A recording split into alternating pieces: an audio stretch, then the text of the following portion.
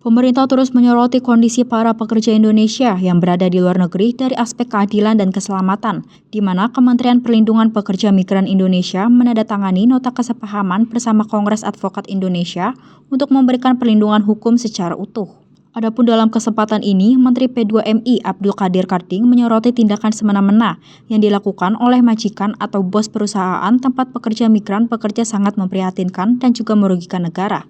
Penyebab kerugian negara tersebut adalah tidak terdaftarnya pekerja migran Indonesia yang bekerja di luar negeri, sehingga keamanannya pun diwaspadai pemerintah Indonesia, serta kesejahteraan yang tidak manusiawi.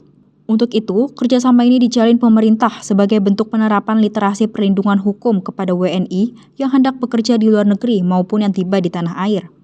Dan kami bersepakat untuk membuat nota kesepahaman dalam konteks menjalankan undang-undang. Undang-undang kami 18/2017 itu memandatkan supaya kita ada perlindungan hukum, perlindungan ekonomi sosial dari sebelum berangkat, ketika penempatan, setelah dia pulang dan keluarganya. Jadi memang menyeluruh, sehingga kami sendiri butuh semacam konsultan hukum. Perusahaan-perusahaan saya kira juga butuh konsultan hukum, perusahaan pengiriman, untuk ke depan bisa memastikan bahwa proses-proses pelindungan ini berjalan baik.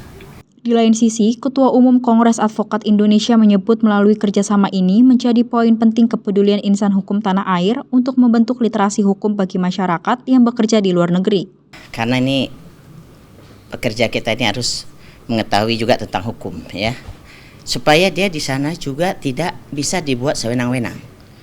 Dan kita juga seperti tadi Bapak bilang, kita juga harus tahu juga hukum di sana.